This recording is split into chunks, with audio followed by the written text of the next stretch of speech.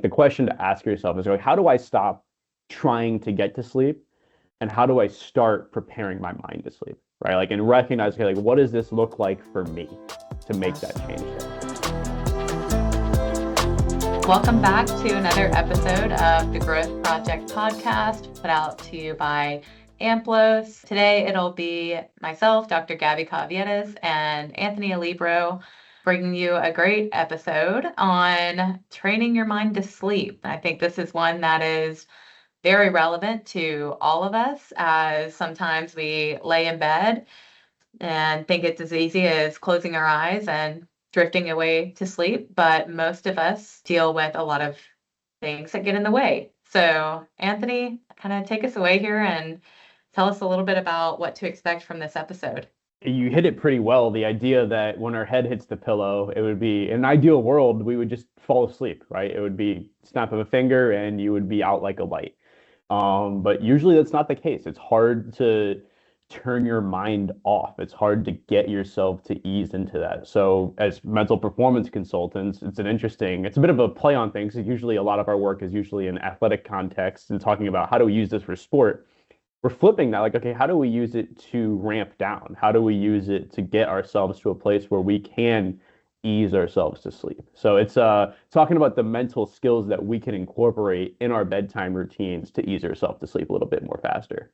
It's so interesting to me because when I was doing all of my research on mental rest really breaks down into two main categories, right? And that's active and inactive. And active mental rest is all of those, wakeful resting experiences. But then the inactive is sleep. And it's so important for our recovery, for our functioning, cognitively and emotionally. So, Anthony, why is it that even when I've had the longest day, I'm exhausted and I just want to go to bed? Why, when I finally get in bed, do I still struggle? It's almost like you're trying so hard to not struggle, right? Like every ounce of your mind is like, I want to go to sleep. I want to go to sleep. But your brain just got through this full day, especially if you work or if you're in school or whatever you may be doing, of problem solving, right? You were in these daily interactions, these daily exchanges, these daily occurrences in which your mind has to be on, in which you are in a problem solving mode. There's something in front of you have to figure out. You have to figure out the puzzle. So when our heads hit the pillow, our mind's like, what are we doing right now? Like we're still in problem solving mode. I'm ready to get after it. But obviously the energy levels don't match that, right? You're feeling exhausted, you're feeling tired, you're feeling as though like everything's a little bit murky, everything's a little bit grayer, you're in a bit of a fog. And what this occurs in is you have this bit of wired energy and you see these racing thoughts. You see the worry, the planning, you're replaying the previous day, or you're thinking forward like, oh, I have to do this all again tomorrow. I have this massive presentation tomorrow. I have this huge thing that I have to prepare for tomorrow. So we're in this disconnect in which we know we need to sleep. We know this is good for us. We got to get our 8 hours, so to speak. But our brain's like, yeah, but what if I figured out everything I need to for both today and tomorrow? And it's always that friction that we see and that we hear in between our ears. Yeah, and for myself, what I've noticed, and I'm sure a lot of our listeners can relate to this, is you're experiencing that friction of maybe you're, like you said, planning your next day or reviewing everything that happened that day. And then you realize, oh my gosh, I said I was going to be asleep by 10. I'm looking at the clock, it's 10:30, and now I'm frustrated because I have to be up at 5:45, and now my mind's going crazy because I'm not going to even get 7 hours of sleep now. And then that interrupts myself being able to get to sleep. So I mean, what is happening there? It's almost like the worry is feeding off of itself, right? Hmm. Like, because like you know the right way would be like ideally in a perfect world I'd get 8 hours every night, right? But then you look at the clock, it's 10:30. It's like, okay, that's 7.5 hours. And then it's 11. It's like we're down to seven, and then we're down to six, and so on and so forth, right? And Yeah. you keep wiring yourself, and then you go into try, okay, like what am I going to do? Okay, well now I'm going to have to have coffee in the morning, or I'm going to have to grab my favorite energy drink in the morning, right? Like just to try to recuperate and find the edges that you need to succeed. So we find ourselves in this task mode, right? We find ourselves okay, like Yeah. this is what I have to do to contingency plan. This is what I have to do to be successful because of a lack of sleep or to make sure I meet the demands of tomorrow.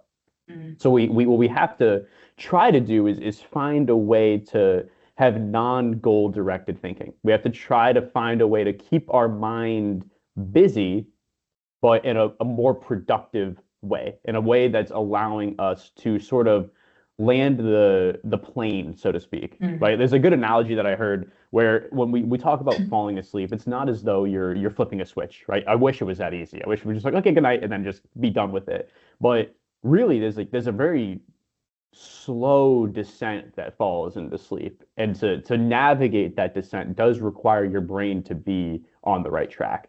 I'm excited to dig into that a little bit deeper about that gradual wind down. But I know that there's quite a few core problems, right? And we've hit on a few of them here so far. But for our listeners, could you clearly outline like what is literature showing as the core problems people face when it comes to trying to get to sleep? Well, I mean, as you said, right? It's the racing thoughts. It's the worry. It's the anxiety building up, right? And you a lot of people when they feel the quote unquote stress, they feel it cognitively and they feel it somatically as well. So maybe you feel that heart on your chest a little bit more. Maybe you feel the sweat of your palms a little bit more. Hopefully not right before bed because then you have to re-shower again. And then also you have those the thoughts and the anticipation and the problem solving mode. So especially when we're talking about how we approach this from a mental performance standpoint, it's how do we relay back from the body to the brain, so to speak, of like, okay, we're winding down now. Like everything we're doing is going to get us and better prepare us for tomorrow to meet the demands of tomorrow. That's a great point. I've worked with a lot of athletes who struggle with this, right? Like struggle with getting to sleep at night while they know that it's so crucial.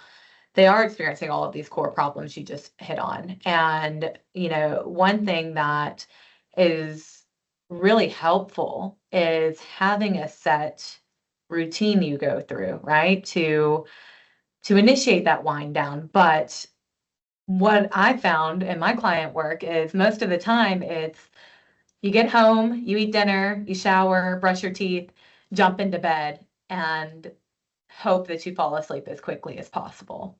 Yeah, and then as well, like you're almost it is like almost like a luck component, right? Like you're Mhm. hoping that like okay, like my head hit the pillow, I should be able to do this. And then as well, like we see this the very common tactic, if you will, to try to get to sleep is okay, like you would just count sheep, right? Like as kids, we're told to count sheep. My mom used to tell me just to, like count, like literally just count upward, right? It's like okay, like one sheep, two sheep. But what a lot of research actually shows is that that isn't an effective solution, right? Just Mhm. like that mundane, simple repetition actually isn't enough to wind your brain down. Because essentially, right, when we count, it keeps the brain organized and alert, but like it's not enough cognitive demand to keep other thoughts at bay, Mhm. right? So if you tried counting sheep on for size, right, if you have one sheep, two sheep, and then you're like, oh yeah, I have that presentation tomorrow, and then you're talking to yourself about how you're going to do that presentation, and then like, oh, I got to pick up the kids tomorrow, and then I gotta figure out my day there, and then all of a sudden you're done counting sheep, and you're thinking about the day again, right? Yeah. So what the research actually shows, especially as a part of this wind down routine, and especially when your head is on the pillow, so to speak, is we can use imagery or visualization, some people call it, as a more effective solution than Mhm. counting sheep. We can use vivid imagery to imagine calm scenes, to familiar environments in which we navigate through in order to help that descent of the plane or to help land the plane and actually get yourself to sleep. So it's moving away from monotony, moving away from the counting and Mhm. moving more towards, okay, we want something just cognitively demanding but peaceful to help Yeah. us get to those 8 hours. I even go back to Nidafer's attentional control theory, right? Where that counting sheep principle is keeping your attentional focus very narrow and external. What do we know about a narrow external focus? It's great for focusing. It's great for directing your attention to something very specific, a goal. or a target, right? And so counting, you're doing just what you said, keeping your activation levels higher. Great for performance, right? Great for when you're up to bat and you want to hit a specific target on the field. But when you're trying to sleep, that's not the case. And then I loved your imagery research coming in here. And what do we see with attentional control theory and imagery is that it's a internal broad most of the time, right? Where you're focusing on how does my body feel? What am I envisioning sensation wise at a broader level, which is much more calming and relaxing. It's so fascinating to see how all of these different theories and principles come into play for different performance areas, including sleep. Yeah, and it all comes to this perfect marriage in which, okay, like you have, okay, where's my attention at? And also like what am I seeing right now? Right? Like Mhm. especially because when you're going through your day, right, you're imagining yourself in very problem solving mode. Right? Okay, like I'm gonna do this, I'm gonna do this, I'm gonna do this. You're almost like building A to B to C to D versus trying to more envision a calm, serene environment. You're more of a observer. You're more taking it all in, right? You're in like their attention focus, like as you said, is either broad internal, which you're using it as like a regulation technique. You're winding down the body, but also it's like a broad external if you're taking in that Mhm. external environment, right? Like you're just in that environment. You're taking it all in. You're taking in the scenery. So like especially with imagery with visualization, so using the senses to create or recreate something very familiar to you is an incredibly effective way to do that. And we can go deeper into, okay, like what can I actually implement tonight after I listen to this, that way I can actually wind down. Yeah, I could probably do a better job with using mental imagery before bed myself. So this is a great reminder for me. When we're talking about mental imagery as a sleep tool, you've talked about kind of envisioning a serene environment. You've also talked about kind of the more physical sensation side of it, right? So that relaxing physical sensation. You also highlighted something else when we were getting ready for this episode called a mental stroll. Can you Yeah. explain what a mental stroll is? Yeah, the easiest way to think about it is, especially if you go on walks in your neighborhood, or I go on a walk, there's a little corporate walking path in Franklin here, and I do it every morning, right? And it's familiar, it's a great way to wake up, it's a lot of greenery, it's well paved, and it's like a very common commute that you walk yourself through, where if you close your eyes and you imagine, okay, where am I right now? You can actually navigate that entire walk directionally. You can navigate, okay, I'm going to walk about 200 feet. I'm going to take a left onto this pavement here. There's a bunch of trees around me. And it goes beyond just the visual sense because you're taking in the sounds as well, right? So obviously in Nashville, a lot of birds going on here, right? The smells, the fresh greenery. There's a smoothie place right around the corner. I get a little bit hungry sometimes when I smell the smoothie, but it's a fresh smoothie place. You can smell like all the fresh berries and like the nice fresh like fruit. So like when we talk about imagery, it goes beyond the visual sense, like incorporate all of those senses. And the biggest thing is especially moving away from the task focus. You don't have a destination in mind, right? You're Mhm. going on that walk. You're not solving a problem. You're not figuring out a task. You're not thinking about whatever you need to think about for that next day. You're in Yeah. observation mode. Or you're in observation mode. You're taking in the scenery that you're familiar with, that you're comfortable with, and that familiarity lowers some of that alertness. So we talk about those racing thoughts. We talk about the maybe the pre-sleep anxiety, right? The ability to like, okay, we have like I'm here. Like I know where I am. I know this walking path. I do it every day, maybe every other day. So Right. that sensory detail allows you to build that cognitive image in your head, and it's much more effective than just one sheep, two sheep, three sheep, right? Because you're Right. taking everything in, and that allows you to actually begin that descent, to actually begin to land the plane and wind down and actually catch some Z's. And actually catch some Z's. I love the plane analogy too. It's a great visual for myself and for our listeners of how this actually happens. It's not a direct plummet, right? We're not plummeting from 10,000 feet to zero, right? We're hopefully gradually declining, losing that elevation. Now, we're talking a lot about imagery, and we may be making it sound pretty easy, right? Where you just close your eyes and you imagine something you're very familiar with. And you talked about kind of evoking all of the senses. But we want to definitely address that it doesn't come naturally for some people, right? Imagery is a mental skill. It takes practice, it takes repetition, and it's something that can be quite frustrating for people as they're learning the skill because maybe they're having a hard time letting go of the racing thoughts. Maybe they're having a hard time really bringing the picture to life. So, if I'm someone who is struggling in these areas, what can I do? It's a common question we get from clients, right? Like, because we use imagery as a mental performance tool to have athletes and have tactical athletes in the military as well walk through the tasks that they need to do to be successful, right? To Mhm. get the rhythm, to get the timing, to get the feel, to get the extra mental repetitions of that. And in this context, it's similar, right? Like we're walking through it. It's a learned skill where you walk and take this mental stroll and you learn this as a way to wind down.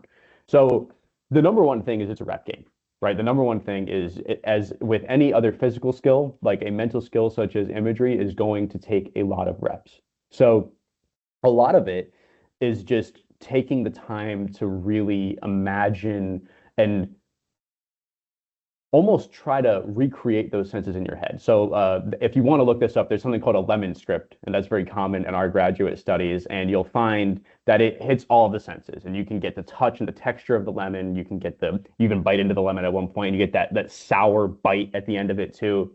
And what that really is it's training your mind to bridge the gap between a mental experience and a real experience. Because the more vivid that you can make that experience, the more successful your use case of imagery is going to be, right? So it is very much a mental skill to be developed over time, and it requires all of the senses, and it requires a lot of intentional effort is the word I'm looking Mhm. for there to get better at it. Yeah. And there are so many great guided imagery videos online. The lemon script is a great one.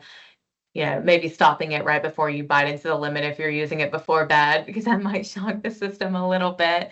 But there's so many other ones that are great for, exactly what we're talking about, calming down, slowing down, and relaxing, easing yourself into a more parasympathetic state, right? We have the technology now to create your own imagery script, right? Like you can go to ChatGPT, you go to Claude, Copilot, whatever one you're using nowadays, and you can set the scene, right? Like you can input the prompt, like, hey, I want to create an imagery script that mimics Franklin, Tennessee, and it's a corporate environment with a lot of greenery, and there's some animals like birds, and there's like insects, and then sometimes there's like people walking around. We have a little ping pong table outside too, so like you can set that scene, plug that all in, and talk to chat. Like, okay, like success looks like a quick 5 minute imagery script that captures all of the senses as well as sets a serene environment which makes it easier to sleep, right? And Mhm. that becomes a lot more tailored to you, right? Obviously, like a lemon script could be used to get better at imagery, but if you Right. really want to use this for yourself, like read through that script, like, oh, like, wow, this actually really captures what my mental stroll, what my daily stroll looks like on a daily basis, and now I can just keep recreating and working on getting better at this. Imagery, from my understanding of how we're talking about it, and just to clarify for our listeners, we're talking about using this as you're laying down in bed, right? Like it's kind of Mhm. that right before sleep step of finally calming down. But let's back up even further, like an hour prior to laying down in bed. Like what are some of the things I can do to start priming myself for sleep? As you talked about earlier, like the idea of a routine is massive, right? The idea of a routine, so like if you're a nighttime shower, if you're someone who likes to put a face mask on at night, if Mhm. you brush your teeth, wash your face, all the little things that you do, if you can do that in almost like a ritualized order, that's massively beneficial because what you're doing essentially is you're communicating to your brain again this level of familiarity, like, okay, we're trying to begin the descent here. right? When the pilot says, okay, we're beginning our initial descent, that's effectively the cue that you're sending to your brain when you're engaging in that nighttime routine. Now, as well, if you're someone who's prone to the racing thoughts, if you're someone who's prone to a lot of the pre-nighttime worries and the pre-nighttime problem solving, and especially when you know your brain's not ready for that, right? Because every single issue that your brain runs across when it's like 10:30 p.m. and it's like, I don't know how to solve this. It's just going to create more and more anxiety. So one of the skills as well, if you wanted to incorporate this in your routine, is called worry journaling, right? And it's very simple. You can either do this on a notes app, you can do this on a piece of paper, and you write your concerns down before bed. Okay, so like very simply, like, okay, the idea of it is I have these concerns, but I'm not going to deal with them right now. I'm going to deal with them with a fresh mind in the morning, right? And it can be anything, right? It can be related to work, related to family, related to hobbies, related to sport, whatever it may be. You write those down, and the problems are on that piece of paper for tomorrow. And the idea of it is like, okay, you got your thoughts on paper. Now, like you're going to deal with this with a fresh mind tomorrow morning, where you hopefully are able to you're able to solve these issues with a lot more effectiveness, with a lot more clarity as well, and hopefully reduces some of that rumination, reduces some of that worry. And then waking up the next morning, you look at this, like a lot of times when I do this, I'm like, this is what I was worried about. Like, but like this is going to take all of 30 minutes. Like, I don't understand why I worried about this so much. So a lot of times it is just creating some of that distance between what's going on in your head versus what the reality of it's going to look like tomorrow. That's so great. I'm someone and I really think that there are people who, like you said, have all of these racing thoughts before bed. And something like worry journaling could really benefit them. I'm thinking of a few people in my life I know who had that tendency. On the flip, I'm someone who, maybe because my background in researching mental rest, when it comes to detaching and kind of shutting off that switch in your brain, I've gotten really good at it. So my problem is I can easily flip the switch, but my partner, he can't, right? So he's up worrying, and I'm over here like fully detached, ready to just go to bed. And so having tools like when you're having people who are different than you that you can promote and help, that is so valuable. And I think the worry journaling is a great example of just getting the thoughts out. And when we go back to detachment, that's a key principle for that is writing something down. We've even got the principle of writing it down. And then if it's a negative thought, that really has no action correlated to it, nothing that you need to do the next day in relation to it, just crumble it up and throw it away. Like it does not matter. Those, just irrational negative thoughts, being able to just write them down and get rid of them. And that's another big factor for eliminating rumination. So I love that one. One thing we've talked about on the podcast in the past as well is diaphragmatic breathing, and also could be something that you integrate into that pre-bedtime routine. Talk to us a little bit about diaphragmatic breathing, Anthony. I know I've talked about it in the past, but just as a reminder for our listeners. Honestly, I used to teach this to people preparing for special operations as a wind down tool, right? As a way to like, especially when you're so ramped up and you're so go, go, go after like a long day of just going at it and being at 110%. This is such an effective tool to really communicate and the body to the brain. I'm like, okay, like we're no longer in this threat environment. We're no longer in this go, go, go environment. Now we're in a rest and digest kind of environment. Right. And especially when you can do diaphragmatic breathing effectively, it slows and it activates the parasympathetic system. So you're basically, when we're in this fight or flight system, the brain is sending signals down to the body like, hey, we got a threat we got to deal with right now, right? We're either going to run from it or we're going to fight it. Versus on the flip side, this rest and digest is the opposite, where it's like diaphragmatic breathing activates the vagus nerve and it sends signals up to the brain. And it's like, okay, no more threat anymore. Right, we're winding down now. We're able to rest. We're able to actually digest. We're able to relax a bit more.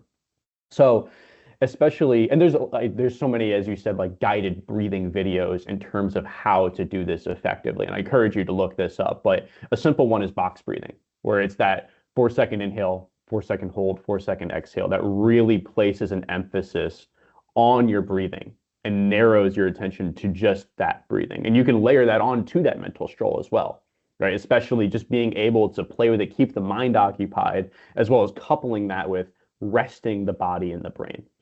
I know one thing too, some people struggle to like get the diaphragmatic breath. So like when we'd say like, okay, put one hand on your chest, put one hand on your stomach, and then take like 3 deep breaths. And oftentimes what we'll see is people's hand on their chest tend to move more than their stomach. And it's because it's so well learned to just use that and to breathe more shallowly because it's just, we're used to it, right? We're used to being go, go, go. So being able to get that belly breath, to get that really big diaphragmatic breath, one of the cues we used to teach is imagine there's a balloon in your stomach, and every time you draw that inhale, the balloon expands. And that way you're actually making sure, okay, I'm getting this diaphragmatic activation. I'm beginning to engage in this rest and digest system. And ultimately, I'm beginning to wind down. It's signaling that safety to the rest of the nervous system. So that's one of the most effective and powerful ways to bring yourself down. And a final thing to add would be a technique, I guess you could say here, would be gratitude, right? Like Yeah. we've talked about worry journaling, we've talked about diaphragmatic breathing, but another thing our listeners could add into their routines would be practicing some gratitude. There is so much research on positive psychology and gratitude practices, and really highlighting that it shifts you out of a threat state into a safety state, right? That parasympathetic state that you were talking about, being able to rest, relax. And gratitude is a great tool for that. It allows you to think positively, to reflect on the good things that have happened maybe throughout the day or throughout the week. I've had days where it feels like nothing good happened, right? And we all have, right? We've had those stressful days. So gratitude at the end of the day may look very different from a day where everything goes well. And just allowing yourself to, again, detach from the negative and focus on the positive. Gratitude is one of those skills that is so learned, right? And in fact, like when the army taught gratitude, they called it hunt the good stuff, right? Because it's literally you have to hunt it sometimes. As you said, like there are days where you're going through your day and like, wow, nothing good happened to me today. Another awful day, right? And if you really take the time to zoom out, I'm like, okay, like what was one good thing that happened to me today? Okay, my morning cup of coffee was absolutely phenomenal, right? Like it was great, perfect amount of milk in my cappuccino, maybe a little bit of honey at the bottom if we're feeling crazy, like, and like it's just something as simple as that, right? Like it's small, it's relative to the rest of your day probably, but it is something positive, and it fights against that negativity bias. It fights against some of those racing thoughts, the worrying, the constant problem solving, because you're going out of your way to sift through and find, okay, something good happened today. What was it? What did it mean to me? Yeah, the morning coffee piece I really resonate with. Sometimes in my day, that is the only good thing. And it's the thing I look forward to. So even reminding yourself, wow, I had a great cup of coffee this morning. Maybe I get to wake up tomorrow morning and have another great cup of coffee. That's right. So it's a great motivator for sleep. So I know we're coming up on time, and I want to package all of this for our listeners into how do we create a routine? How do we create a sleep routine that really primes us? So, Anthony, what are the steps for creating a routine? How do we put all of this together? And it looks different with every person, right? And I would say the number one thing that's going to matter is the consistency aspect of it. It's basically how do you build a certain level of familiarity with your brain and body that, okay, we're beginning this wind down process now. And it probably is going to start probably 45 minutes to an hour before bedtime, where you have your shower, where you're engaging in this nighttime routine, whatever it might be, whether that face mask looks like, whatever the stretching might look like. And when your head hits the pillow, that's where a lot of the mental skills that we're talking about can really have a lot of value here, right? So we talked about some of the mental imagery, the mental strolls. We talked about the diaphragmatic breathing, the worry journaling, the gratitude practice. If you try all of those things all at once, you're probably going to be overwhelmed and be like, oh my God, I have a whole nother hour before bed. So the number one thing would be, okay, what do you think is going to work best for you, and try that on for size, right? A lot of when we talk about effective sports psychology, we talk about effective mental performance practices, a lot of these are individualized. So try them on for size. Like if gratitude practice, if you're sitting there just stewing and like I can't think of anything good to think about, then maybe don't try that on for that one, right? Try to pivot towards that gratitude to diaphragmatic breathing. Try to pivot maybe towards the worry journaling aspect, right? It's finding what's going to work for you, and then once you do find it, make it consistent. Make it day in and day out so routine that your brain makes that association day after day, night after night, and goes, okay, we're winding down here. Like this is now it's time to land the plane, so to speak.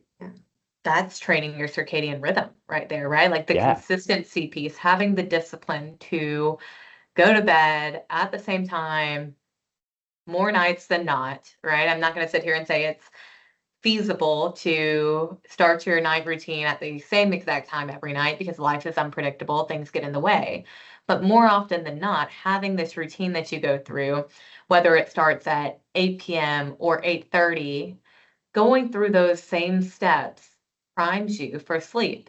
And the more consistent you are with it, the more your circadian rhythm will align to it and allow you to more naturally drift into sleep. So it does become easier with time, but we recognize that this is difficult. Like it is hard to fall asleep. Sometimes we wish we could be like theirs and just hibernate, right? But it's not that simple. So just to really make our listeners feel a little bit better, if this is something you struggle with, you are not alone in this. It is a very common difficulty. And the good news is that there are strategies to help you. And our hope is that through this episode, we provided you with some practical tools to start trying, implementing. We really encourage you to start developing your pre-sleep routine. And like Anthony said, if something's not working, try something else and figure out what works for you rather than what works against you. Any closing thoughts from you, Anthony, on this, or any final tips for our listeners? I think the biggest thing, no matter what skill you decide to plug and play with, or whatever you decide to take away from this episode, like the question to ask yourself is like, how do I stop trying to get to sleep? And how do I start preparing my mind to sleep? Right? Like, and recognize, okay, like, what does this look like for me to make that change there? So it's a reflection question for you to begin, okay, like what's working, what's not working, where do I go from here?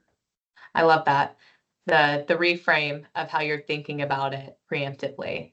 I found this really helpful, a good refresher for me as I navigate the stressful times, and hopefully our listeners find it valuable as well.